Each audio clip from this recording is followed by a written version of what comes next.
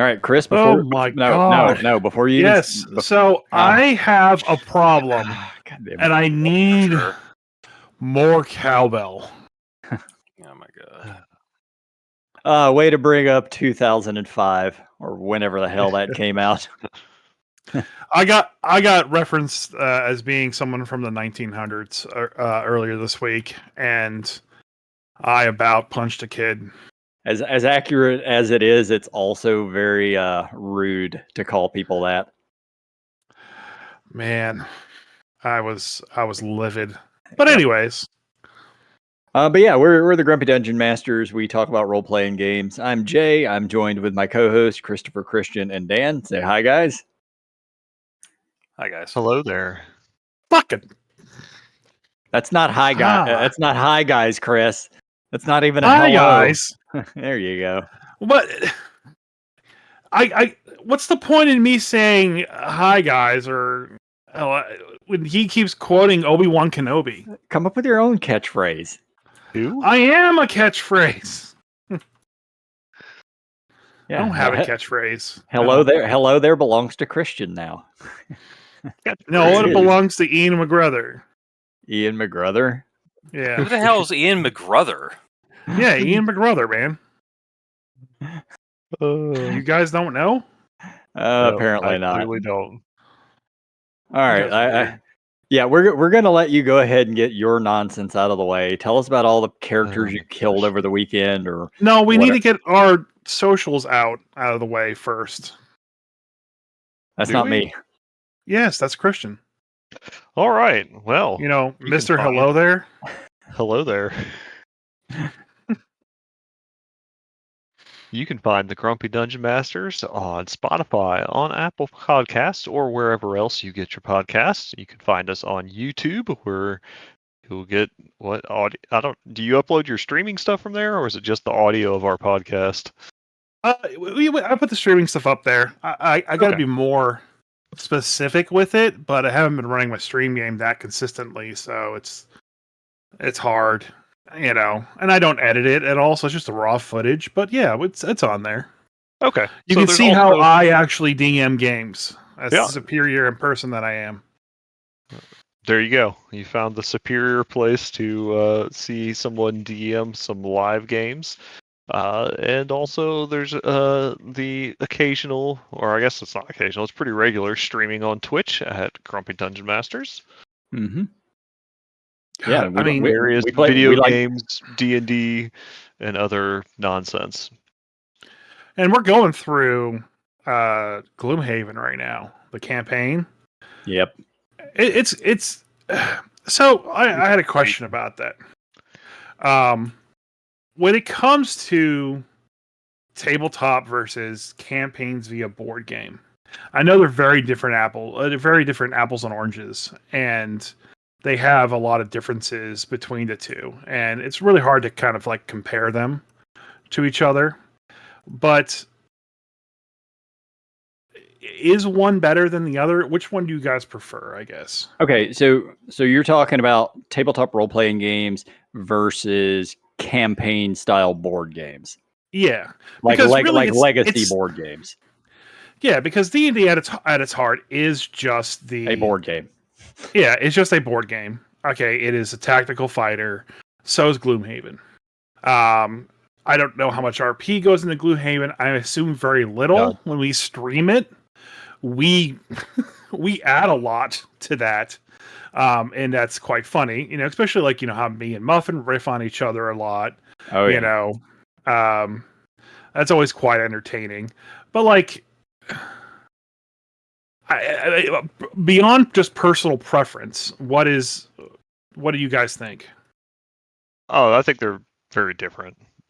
I think you find more in common between a legacy board game or campaign style board game and a video game, and that they both are more of a kind of bound path, even on ones that have options and things like that. They're still, you know, the scope of what the game allows you to do.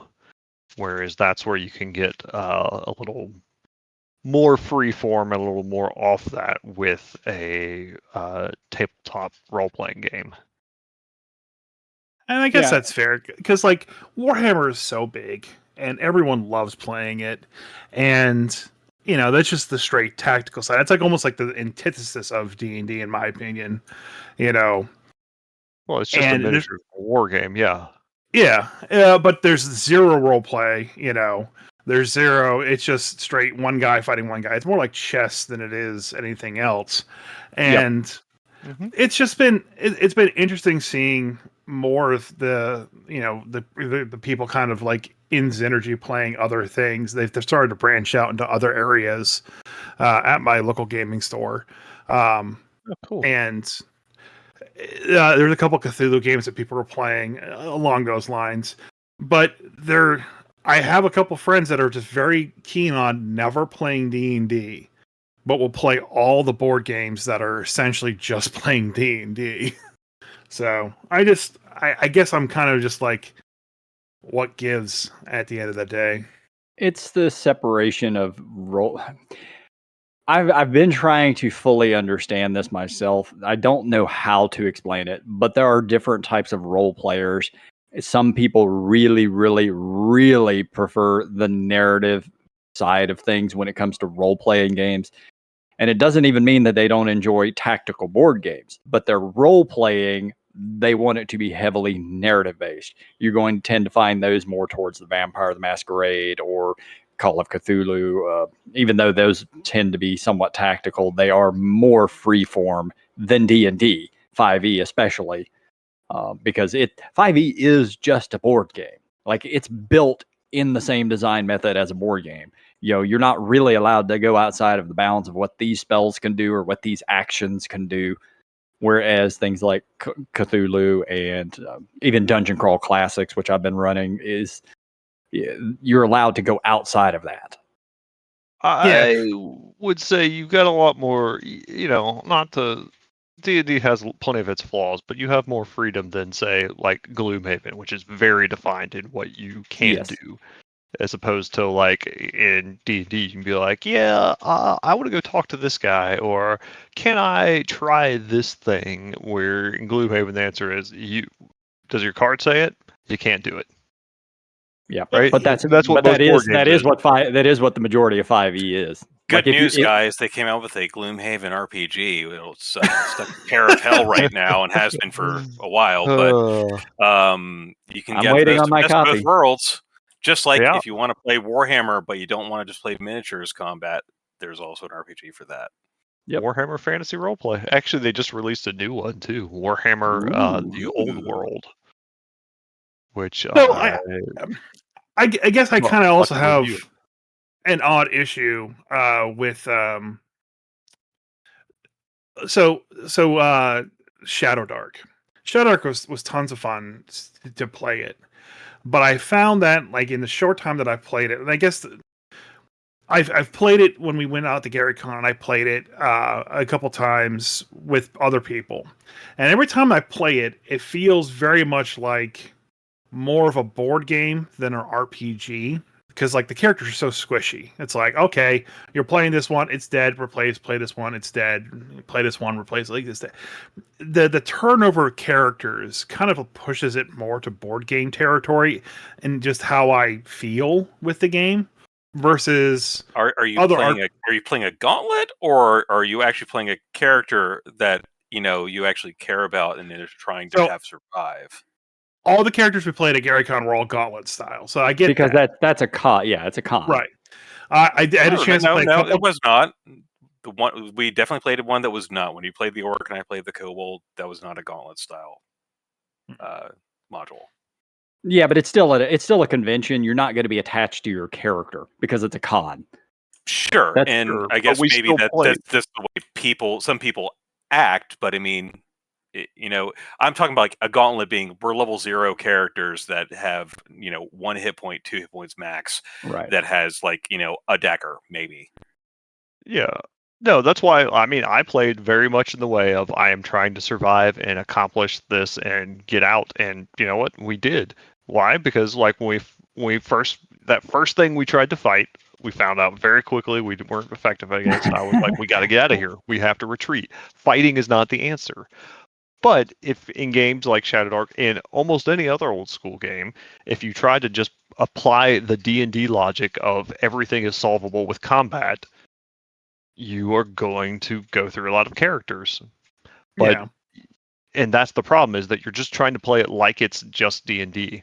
I go into an encounter, I should fight. I see a thing, I fight it. Well, that's not the case here, because there is no such thing as like encounter balance, really. It's supposed to be presenting the world as it is, and if you choose to go up to some thing that is clearly above your pay grade as a first level character, you're going to suffer the natural consequences.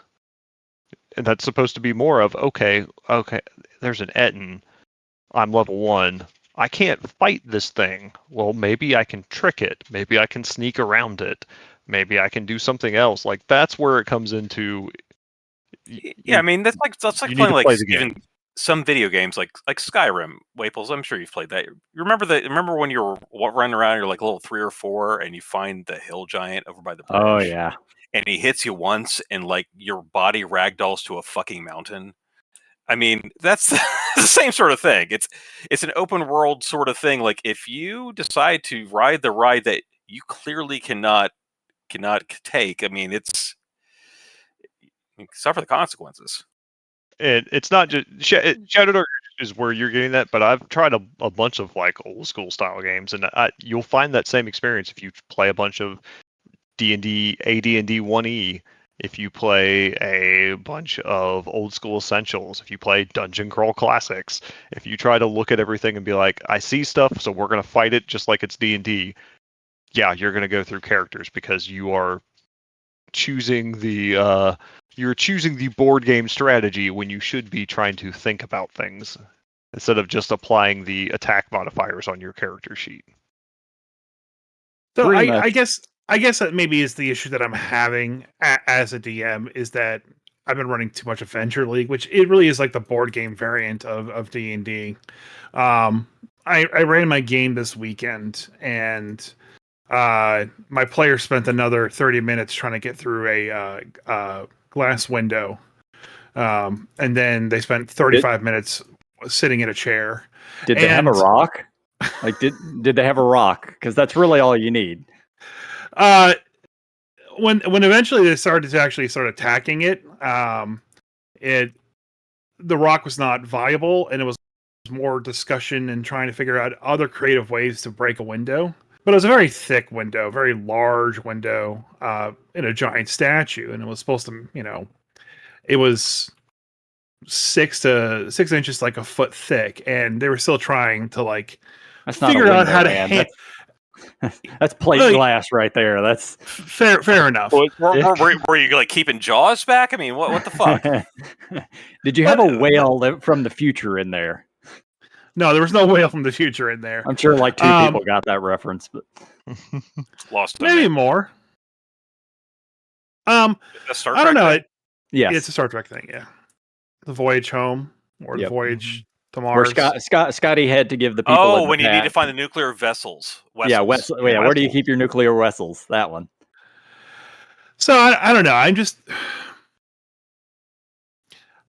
I guess I'm trying to get more role play out, but when I have situations that invoke role play, it feels like all the things I'm role playing is just not really an item that I want or even thought that they would role play with. Like, we spent 45 minutes trying to sign a name in the book. They spent 30 minutes playing with a chair. They spent 30 minutes with a window and trying to break it.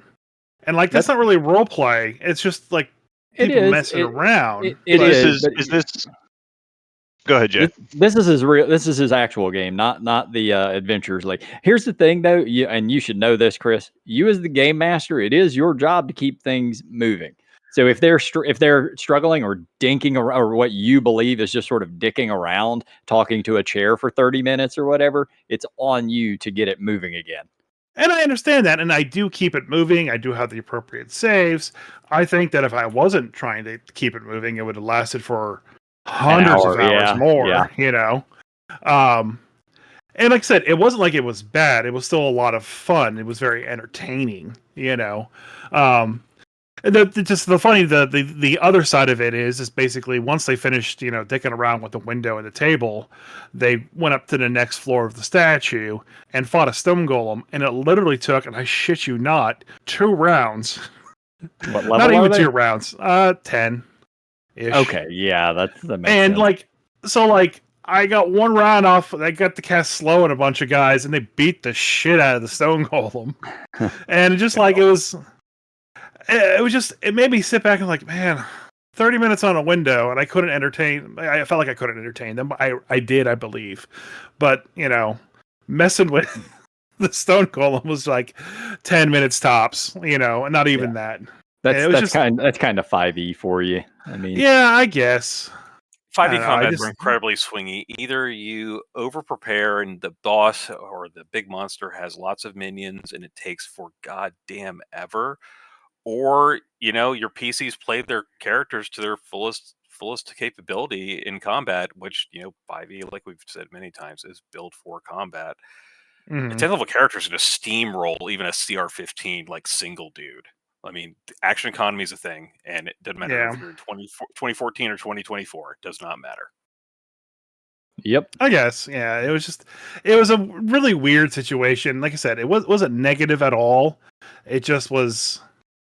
That is one of the major things that does set the OSR games apart from D&D.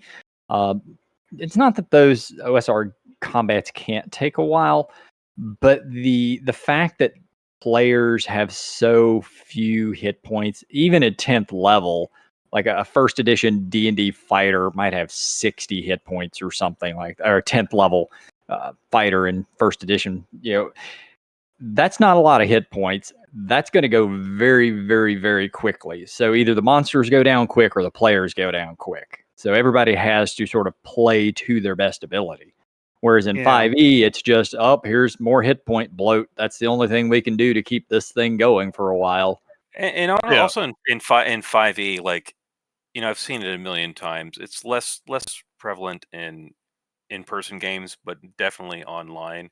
You don't really have to pay attention. If your party's big enough, like you have a 6-person party, if you're not really paying attention, you're fucking around, you're working, you're, playing Pokemon Go or some shit and catching Charizard in the corner of your room and not really paying attention when your turn's up and you cast the thing that is clearly wrong. Like, for example, I know this. You've told stories about people just up and dying in your Adventures Leagues game because like they weren't paying attention and like the bard didn't cast Healing Word but instead tried to attack with his rapier or some shit. Like things like that doesn't really matter all that much in 5e because you got 3 rounds at least until you bleed out. Maybe you don't even bleed out at all. Wherein like in a game like Shadow Dark or OSR, somebody goes down, you're pretty much fucking dead if like somebody's not giving you immediate medical attention. I mean, it helps to pay more attention in older games because the story, whether it's actually just combat or just noticing your comrades are going down, is more important because 5e is just very forgiving. Yeah. Speaking of Adventures League, this past week was the best Adventures League that I've ever had in a long time. And it was finally the culmination of what I've been wanting for Adventures League now for a number of years.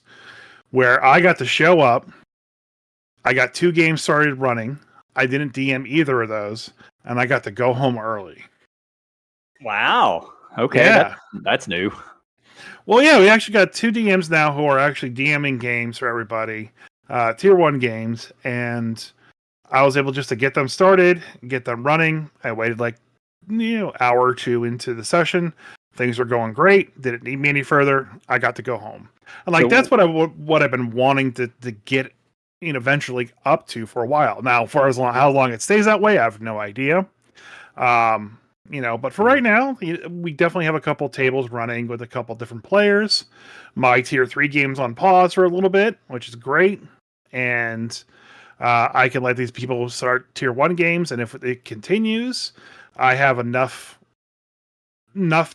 players where I can take part of their players and have 3 tables going.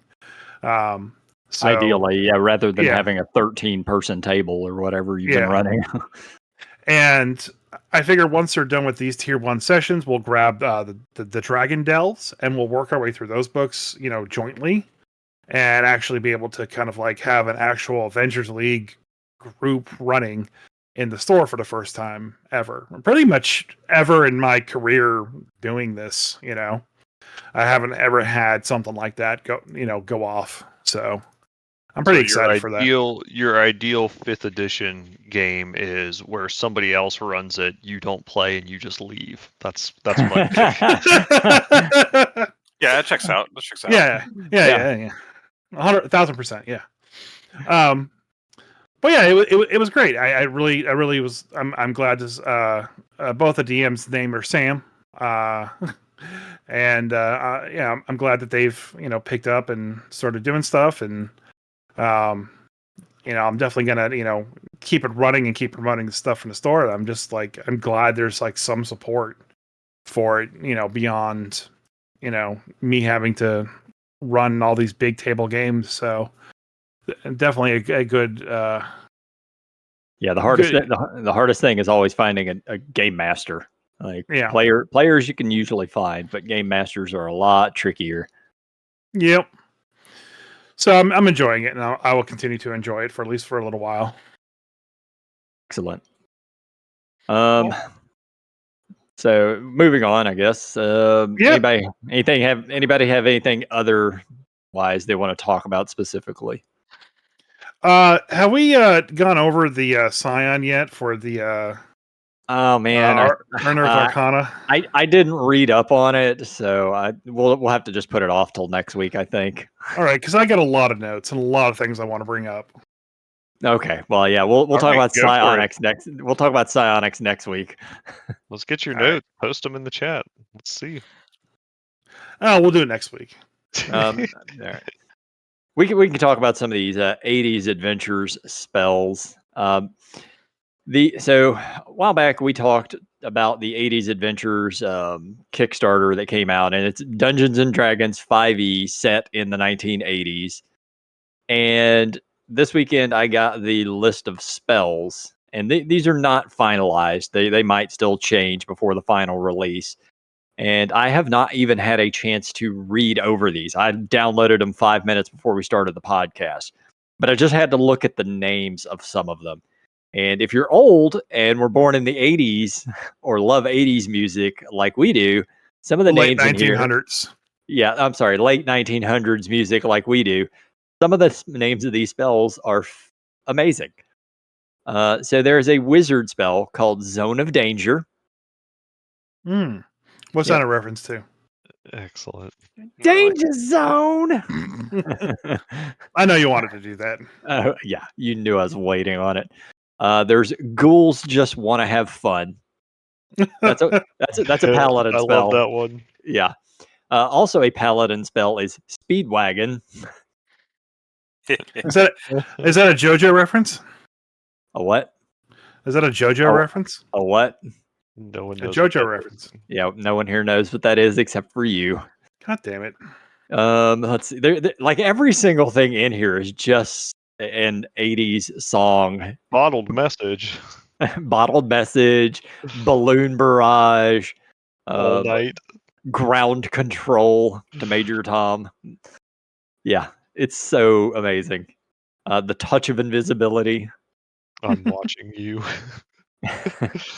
Oh, these are great. So yeah, Neon Dream. I'm waiting for my physical copies because once this comes in, my physical copies, I will end my X-Crawl campaign that I started running this weekend, and then it will just be 80s adventures. All my players are fucking waiting for this thing. Yeah, like I said, believing. What's that? Ever since we talked to the guy about this, what was his name? Do not recall. Jared Butler. That's it. Yeah. Yeah. Ever since we talked to him about that, and he was so happy to just we saw it. We asked him, "Hey, you want to do the podcast?" And like immediate yes. Like ever since I learned about this, like it's been on my top list. Like I don't know when I can play this or run any of it, but my God, I'm very much looking forward to this. And it may just be nostalgia. It may just be me getting kind of bored of other fantasy settings, you know? But like I've been having this question and this issue is like, what fantasy settings out there really haven't been tapped much? And I guess the 80s really have been tapped a lot in popular culture recently, you know. Yeah. But a good, 5e setting variant of it just hasn't happened. And I definitely think this is going to be it. This is going to be the cornerstone for that for quite a while. Yeah, I mean, there's not a lot of role-playing games set in the 1980s at all. Like, there's just very few, and especially in a built out of Dungeons and Dragons, the 5e. This is the only one, and just from everything I've seen, there's going to be certain issues in some of the subclasses I've already looked over that I don't like, that hopefully don't make it to print, but a lot of what I've seen is still pretty well balanced. I wanted to read a couple of the spells. I wanted to read Zone of Danger because some of the spells are actually kind of cool and you could use them in an actual campaign. So like Zone of Danger, it should. Unfortunately, it does not. But it does create a hazardous zone, which is 20 foot by 40 foot high cylinder, centered on a point within range. And the space is visibly marked by a shimmering neon blue aura, because of course it's neon blue. Yeah. This Zone of Danger imposes vulnerability to a specific type of damage within its area. Upon casting, choose one of the basic damage types. Creatures within the area are vulnerable to the chosen damage type. The creature has resistance or immunity to the selected damage type. That resistance or immunity is suppressed, but it does not give them vulnerability. This is a spell that should already exist in 5e. Yeah, like vulnerability should be a thing, but very, very, very few things actually have vulnerability. So having a spell that gives it to him just seems like a good idea. And then the Ghouls just want to have fun. I haven't even read this one, so I'm just going to go over it for the first time here. Oh, gosh. Yeah, hopefully it's not terrible. Let's find out. What? Have you read it? Go ahead. Oh, okay. He already went through it. With a spirited tune and a wave of your ribbon, you release a surge of joyous energy that fills your targets with an irresistible urge to dance. Oh no, I see where this is going. Yep. Choose up to 4 creatures within range. The range is only 30 feet. Each target must succeed on a wisdom saving throw or be charmed by this spell. Undead creatures have disadvantage on this saving throw. While charmed in this way, affected creatures are compelled to dance to your melody and cannot take any actions other than dancing. They suffer disadvantage on dex saving throws and attack rolls, and their movement speed is halved. At the end of each of its turns, an affected target repeats the save, ending the spell, etc. And if you cast it at higher levels, you can target additional creatures. It's an 8th level spell that's only 2nd level and it affects multiple creatures. Yep. Seems good. Seems fine. Totally balanced. Nothing to worry about here. It's already weird here also because it says you can only dance on your turn and can't take any other action. But you can move. Yeah, I saw that. Or their movement speed is half. You have disadvantage on attack rolls and your movement speed is up, but you can't do anything. So yeah.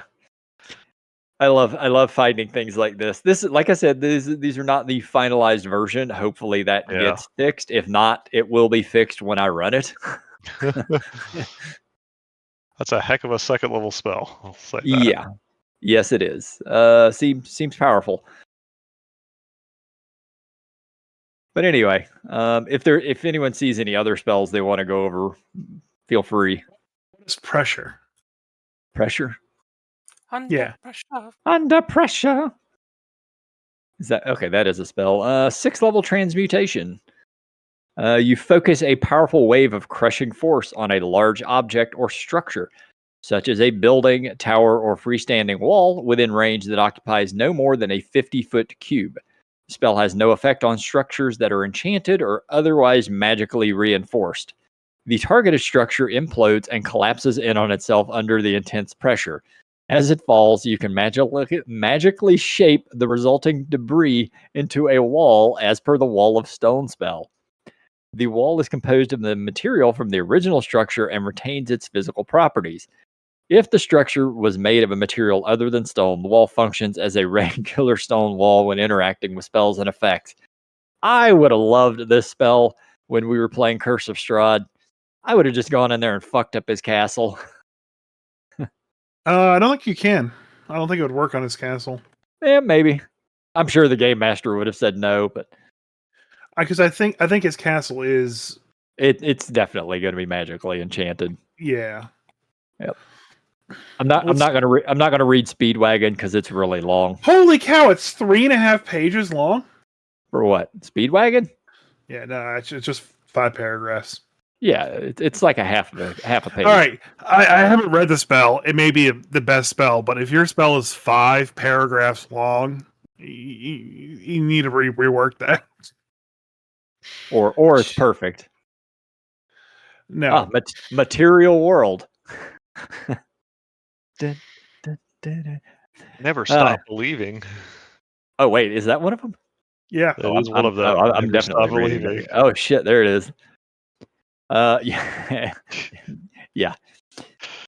You play a familiar, heartfelt tune in an attempt to spark a spirit of hope in a creature you can see within range. The target gains a bardic inspiration die, even if you have expended all of your uses of it.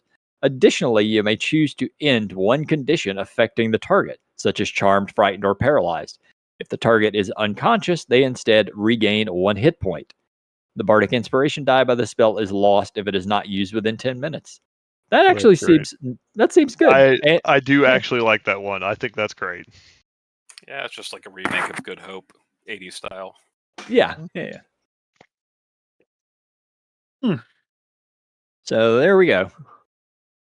80s adventures spells.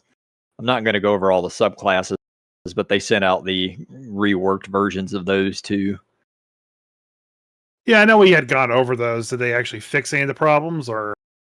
They adjusted some of the issues. The barbarian was the biggest issues because it was a barbarian that was trying to use dexterity, but rage uses strength, and they didn't really fix that completely, but they adjusted it some.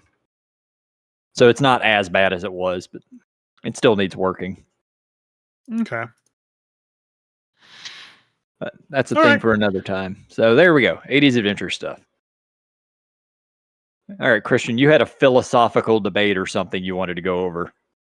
I won't say a philosophical debate, but it was just something I was thinking about. I've been watching videos and reading over stuff kind of involving kind of the history of D&D and its various products and product lines. And it got me to thinking about, so when you look at stuff, for a while, AD&D, AD&D 1E, and Basic were both actually kind of going at the same time. There was kind of 2 branches of D&D. Mm-hmm.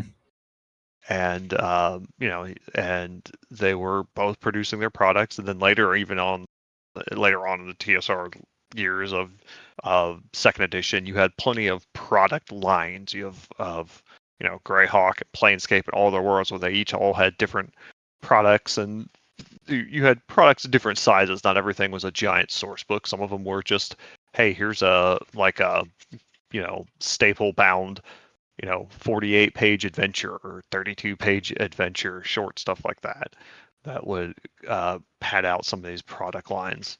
Yeah. And I'm thinking about, in modern D&D, all they seem to want to produce is, every couple of months to put out some sort of hardback book, either an anthology of adventures, a big campaign adventure that you're supposed to run as a whole campaign, or a bunch of character options, basically. That seems to be the only thing that they've really produced over the course of 5th edition in general.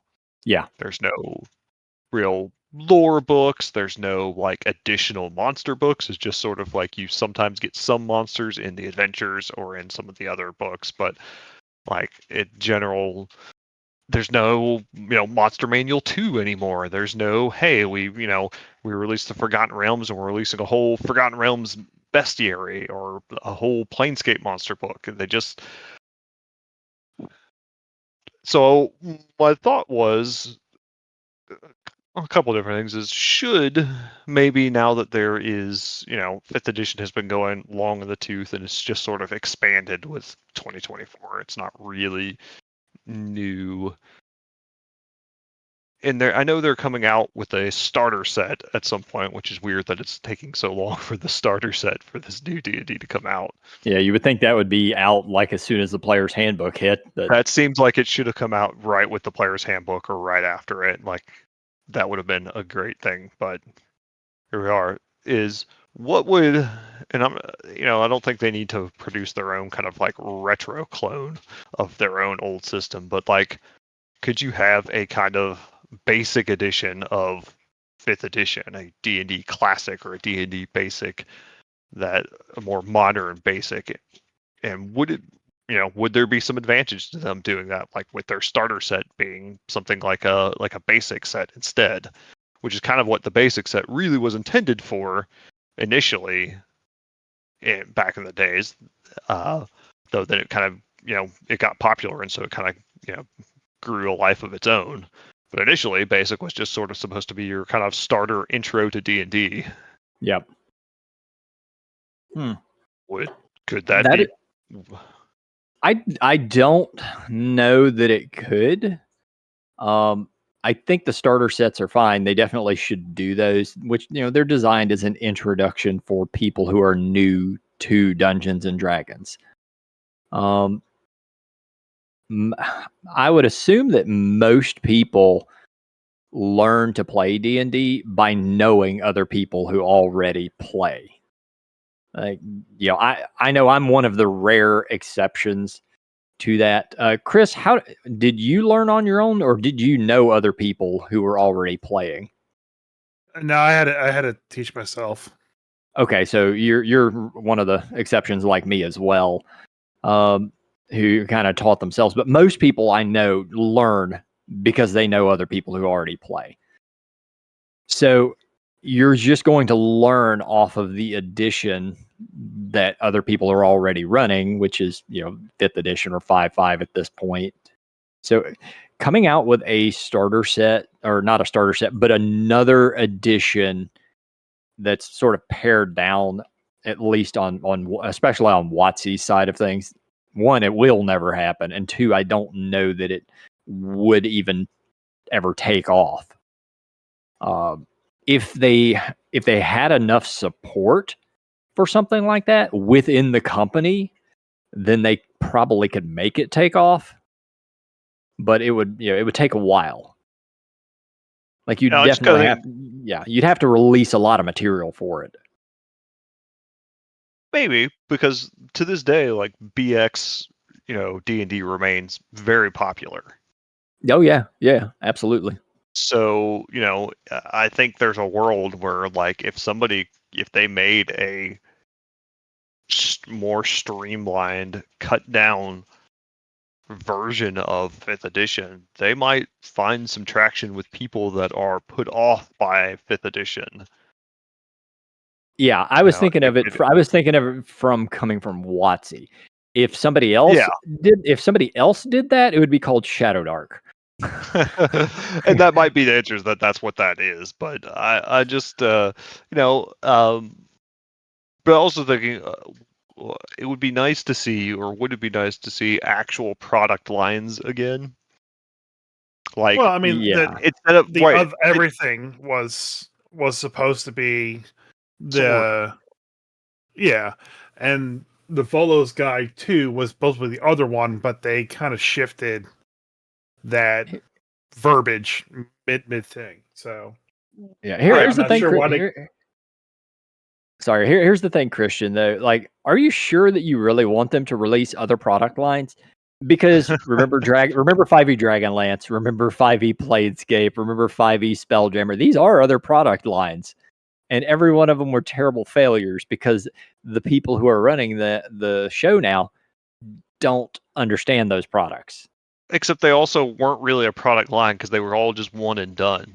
And that's kind of what I think is, like, if they actually had support to run a hey, well, we're going to do, Dragonlance, but that means we're going to, put out maybe more than just a freaking everything Well, doesn't no, need to be an adventure. they had plans with Dragonlance. They had intentions of creating more stuff. They even released the board game to go with it at the same time. But they had intentions of releasing more Dragonlance stuff down the line, and it was such a miserable failure. They canned it real quick because Well, that's because they didn't understand Dragonlance. They just screwed the whole thing up. Yeah. Well, I agree. Yeah, I don't know that I would, do I want WotC to screw up more things? No, but would I like to see good new stuff for Greyhawk or Dragonlance? Yeah, Well, that would be it's kind of funny cool. you just say that. I'm trying to get an interview with somebody who's actually writing new Greyhawk material that's supposed to be published pretty soon. Because they kind of like hinted at Greyhawk's going to be not the next Adventurers League, but it's going to be another sort of parallel thing to the Adventurers League. I guess Wavels, you would know more, but they announced it at, I guess, MagicCon or something like that. Yeah. They've kind of kept it under wraps, and who knows whether it's going to actually go through or not. But I know somebody who's actually written some stuff for Greyhawk that's supposed to get published, and I'm trying to get him on the podcast, but I think he's under a NDA right now. So, yep, naturally. Yeah. But as soon as that gets announced, we'll get him on the podcast and we'll talk about it. But I kind of agree with Kristian. Like I want the creators of either new realms or the original creators of I guess they just redid like an Eberron thing, which of course it's going to be the Artificers, blah blah blah of Eberron, and then the one in fucking Dungeons, like Kristian said, and they'll never revisit it again, other than like some new spells for Artificers and future books. But I'd rather see small things that I can just pick up at the game store for $10, $15 that fleshes out a single city or whatever. I don't want an entire book that is just an overview of literally everything. I'm with you. Like, I agree. The three of us came up in that era where you could go out and for $20 you can get a module, and the module's 30 pages or whatever. You could pick up a supplemental book for about the same price, and it would be 100 pages of psionics or on just clerics or things like that. And that is what is missing heavily from 5th edition. They did the same thing throughout 3rd edition. And I've been saying it for several years on this podcast. That's just a cheap source of money for them. But WotC doesn't view it that way. WotC views it as a license. They don't really care about the product so much. They just view it as, we can just rent this out to other people, or D&D is a property to them. It's not a, here, let's make all of this stuff to actually further the game. Yeah, no, you're right. But I mean, like, you see, like that's the way DCC does, right? They have a bunch of small adventures. They make big stuff too, like their big monster books that they've done recently, or big boxed adventures or long campaign adventures, Tower of Thracia, that sort of thing. They're upcoming. But you get a new module like every 2 months or something. But yeah, a whole lot of their stuff is small little modules for you to run, or they encourage and actively promote their own like third party people to be like, hey, this is this new zine from these guys, the new Tales from the Smoking Worm, and that kind of stuff. And like, that's what I wish you had the kind of creativity and the freedom to experiment around 5th edition, because I think you'd have a better game.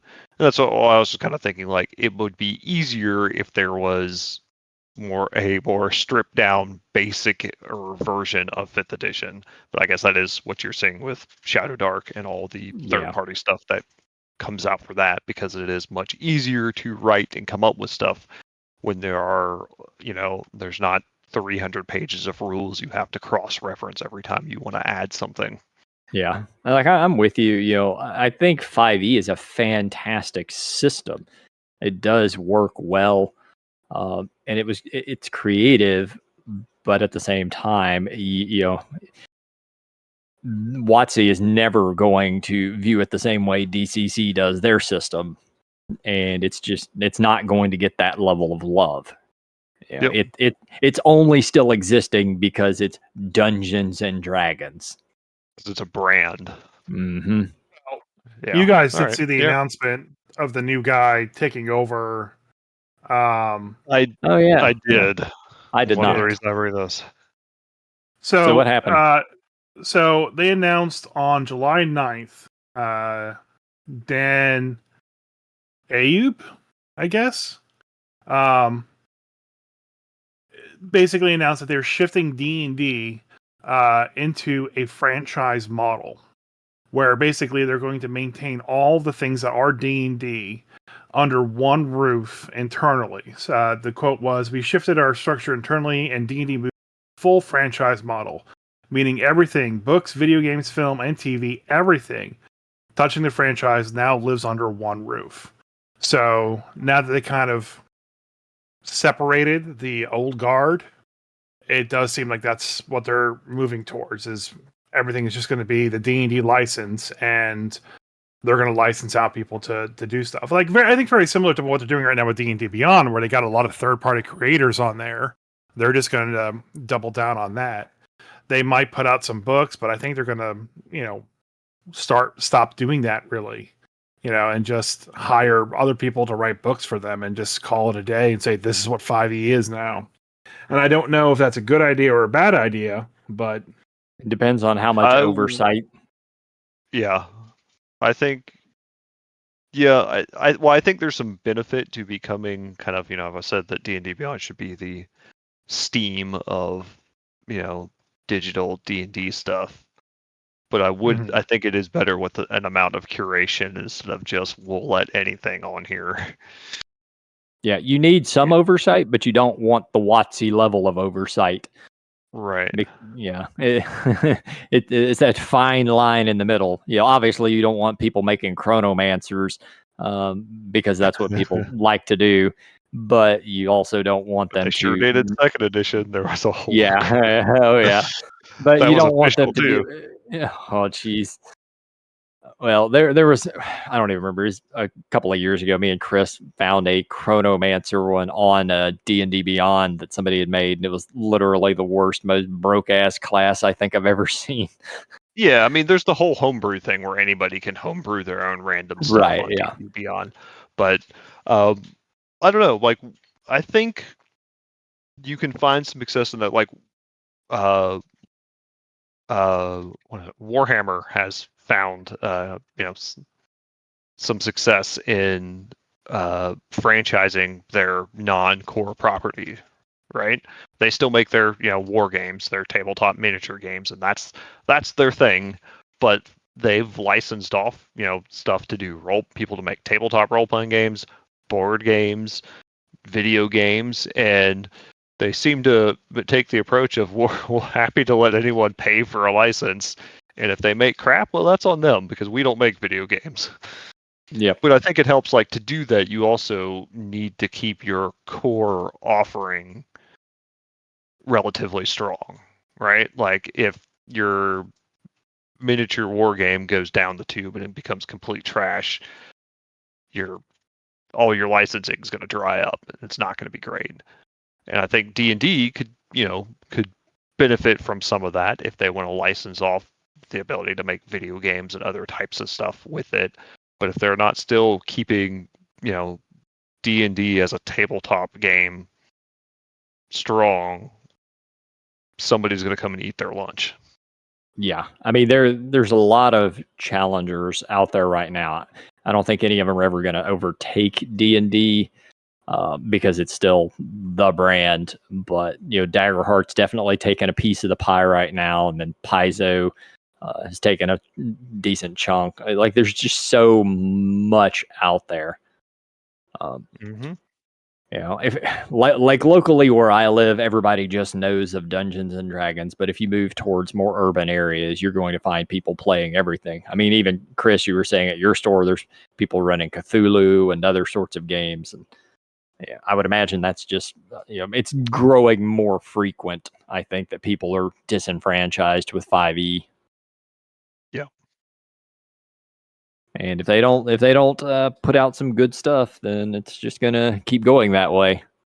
I will say I think we're kind of neglecting and forgetting about the independent creators that have for years published on like DM's Guild. I mean, like Kelsey Young got her start writing for 5e, just publishing her shit on DM's Guild at first before she founded Arcane Library, was started self-publishing and selling it on her own website. So like, that sort of thing's still out there. But I guess Kristian, you kind of began with, do we need like a simpler version that's kind of official for people to create for? But I mean, 5e compared to 3rd edition and even 4th edition was pretty frickin' simple. Yep, It's by not OSR comparison, simple, but it's light years more simple than the previous editions. And we harp on it a lot that oh yeah, if you're showing up and you're level 5 and you run into a dragon, don't expect that encounter to be balanced. You need to run away or make a deal. But earlier editions also just kind of were the same sort of thing. It's just, I don't know. I feel like they've had their opportunity to do that and they fucking blew it. At this point, I think just third party needs to just take over and move on with it. I mean, that's kind of what's happening.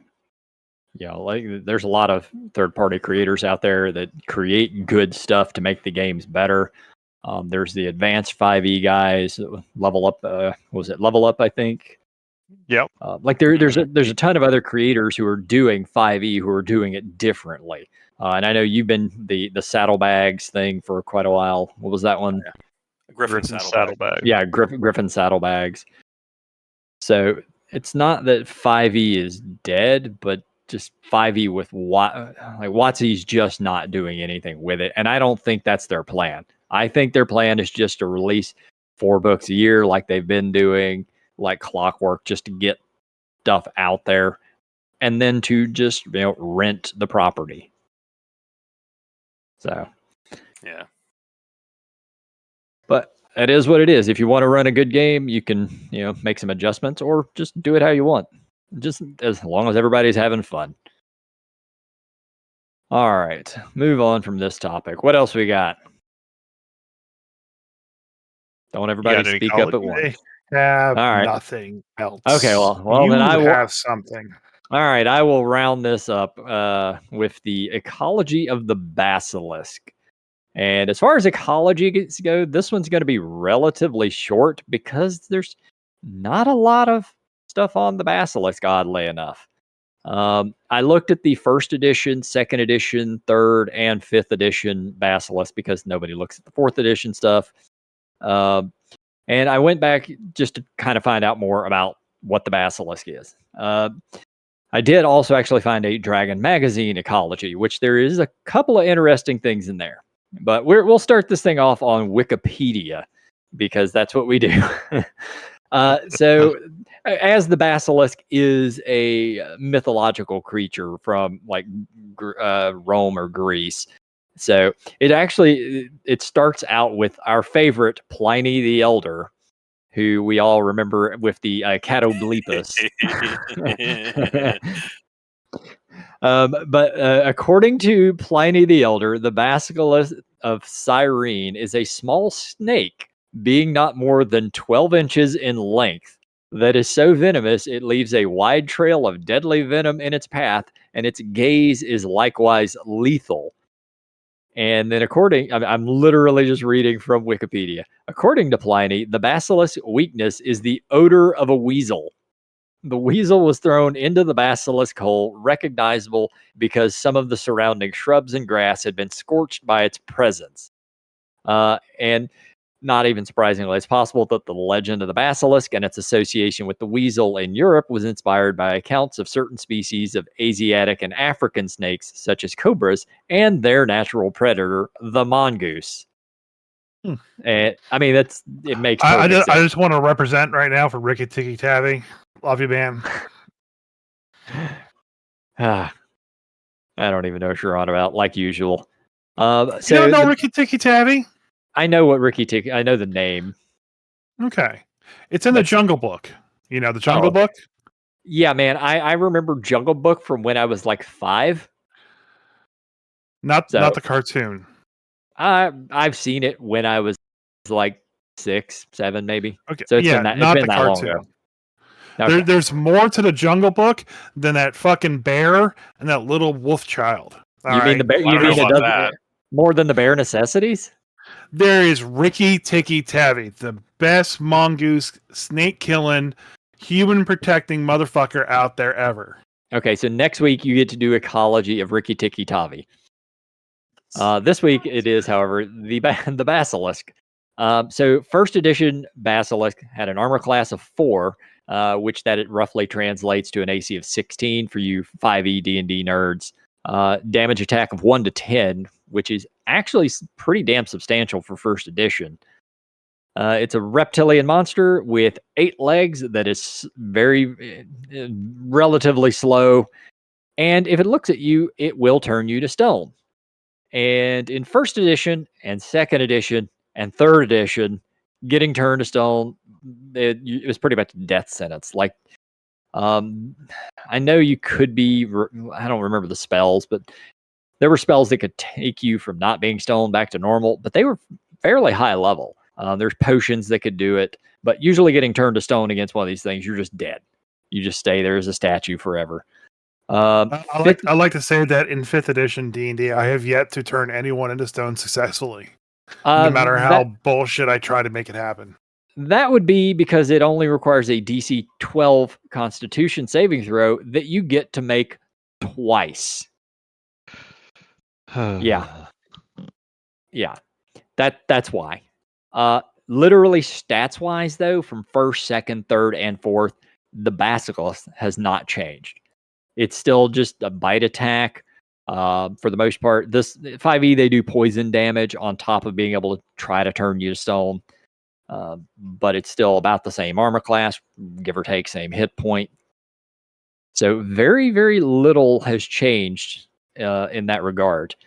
So I'm going to move on to the Dragon Magazine article written by none other than Ed Greenwood. Ooh. It is, yeah, I know, right? The Ecology of the Basilisk. It's from Dragon Magazine 81, I believe. And there's a couple of things in here that are italicized that are actually kind of interesting. So precisely how the creature's gaze works is a mystery. Most learned observers agree that the creature's eyes emit a radiation that is absorbed by the eyes of other creatures, or even itself if a gaze is reflected back upon it. Causes an inexplicable chemical change in the bloodstream, altering living flesh to stone. Stoned creatures are immediately paralyzed, unable to speak, see, or feel. They will become unconscious from lack of air at the end of 1 round. But until then, are capable of mental, i.e., psionic, or some magical activity. So if you have psionics, you can deal with the basilisk. You'll survive for 1 round. Any spell or device supplying air or removing the need for it, such as a necklace of adaptation, will allow continued mental activity with a cumulative intelligence score 1% per turn chance of insanity due to helplessness and total isolation. So don't wear a necklace of adaptation and get turned to stone, because you're going to be stuck there alive thinking about it until you get unstoned. See, clothing, accoutrements, and the like carried or worn by... Real quick, sorry to interrupt, but isn't that what happened to Minx? Yeah, basically. Although he was actually nuts before that. Yeah, I know he was nuts before that, but he got petrified, right? But he had the necklace adaptation on and survived for like a generation or two because he came back. Yeah. Right? Yeah, he got turned to stone. Yeah, he got better. He was turned to stone. I don't know about the necklace of adaptation, but that might have been the way it worked. I'd have to go back because that was out of a comic, wasn't it? I don't remember. Yeah, pretty sure that was out of a comic book. I'd have to go back and read it. I just remember that Minx got stoned and everything, and then like 50 years passed. And I was like, yeah, of course it did. Yep. And of course Jahira was still around. And Boo. So clothing, accoutrements, and the like carried or worn by the victims are not affected, despite some wild tales to the contrary. Beings who, through natural ability or the use of magic, are in gaseous form are also apparently immune to the effects of the basilisk gaze. So the use of invulnerability potions allows saving throw versus petrification at +2. Any rings or cloaks or protection being worn add their bonuses to the saving throw. So if you're in gaseous form, mind you, this is from first edition, but you could totally allow this in your 5e games. Gaseous form, you are immune, and any clothing or other stuff that you're carrying or wearing. So you could grab a basilisk, point it in the direction of somebody, and then go loot all their shit. That's hilarious. Yep. Come here, basilisk. Look at the bad guys. So that's pretty much what I've got from the ecology of the basilisk. If anybody else has anything else to add to this. All I have to say is that the basilisk in World of Warcraft, when they died and they hopped over and like spun through the air and then landed on their backs, was just the highlight of my life for many years.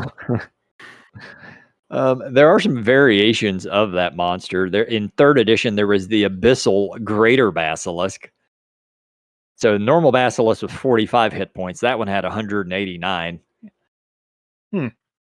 Yep. And then there was the lesser greater basilisk from second edition, and then there was the Dracolisk, which I don't even remember that one. The sages say the Dracolisk is the offspring of a rogue black dragon and a basilisk of the largest size. Man, that dude was horny as fuck. It's like, man, I haven't gotten any cloaca in like a year. I shouldn't have mentioned it. Yep, I shouldn't have mentioned it. I should have known. Apparently, it can also fly for short periods of time. It's just falling with style. Yeah, it's falling with grace. Thank you, Pliny the Elder, for 2,000 years later, we're using this in games. Hell yeah, brother! Excellent. I mean, basilisks have always been kind of like a generic monster. Like I said, I've never used them to any good effect. I remember in fourth edition, there was like a cinder basilisk and there's like an ice basilisk, and I don't know why I remember that. And they had like fire eyesight and frost eyesight, and that was pretty much it. They didn't really turn anybody to stone. So they just shot laser eyes at them. Yeah. Like I said, fourth edition was weird. So yeah, I mean we've definitely figured that out from talking to you about it. Hey, at least they didn't have like spiny quills like the Duergar did. Yep. God. So bad. All right. Anything else to add to this, or anything else before we wrap this up? Yeah, I don't think so. No, I think we're good. I do wonder what basilisk tastes like. Chicken. That's everything. That's price. Everything tastes like chicken. We're not in the Matrix, man. Or are we?